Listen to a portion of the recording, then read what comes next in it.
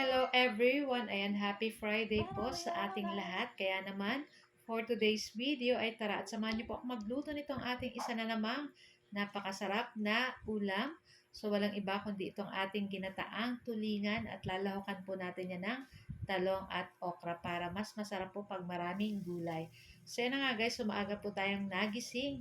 Kaya maaga po tayong nakapunta sa Talipapa at nakabili ako nitong ating tulingan. So, 2 piraso lang yung binili natin guys kasi kaming matanda lang naman ang kakain. So, magluluto na lang ko ng pork para sa, aking mga anak.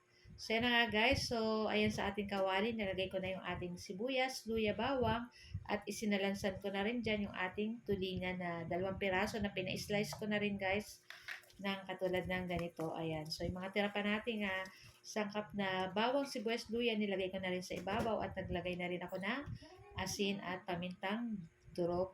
At naglagay na rin po tayo ng suka at konting tubig. So, papaksiwin lang po natin itong ating isdang tulingan bago natin gagataan. So, lulutuin lang po natin iyan at pag wala ng sabaw, konti na lang, ayan, maglagay na po tayo nitong ating kamatis. So, gumamit po ako ng 2 pirasong kamatis. At lagay na po natin dyan yung ating mga talong. So, yung ating talong is 2 piraso lang po yata yan or 3, nakalimutan na natin. So, ayan na nga at isalansa na rin po natin diyan. At pagkatapos isunod na rin po natin ilagay dyan yung ating mga okra.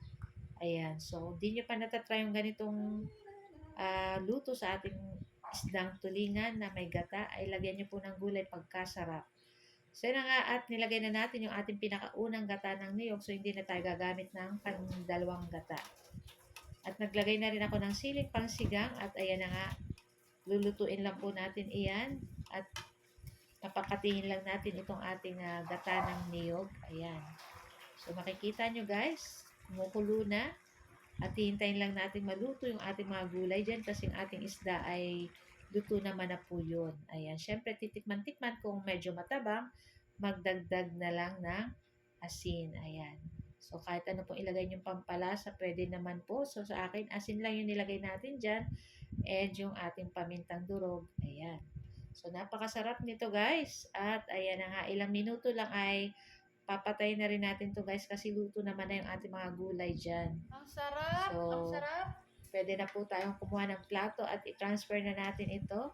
May At okra, excited na rin po kami na may kumain talong. itong ating napakasarap na ulam. Ayan. So guys, ayan, ito lang po ang ating video today at sana po ay nag-enjoy kayo. And gusto ko lang i-shout out ang ating mga new followers ng Mamshi and Three Sons. Maraming salamat po sa inyong lahat at sa lahat po na nag-share, nagko-comment at nagre-react sa ating mga video. Maraming salamat po sa inyong lahat. So guys, thank you for watching and see our next video. Tara na at samahan nyo na rin po kami kumain. Yummy! Bye!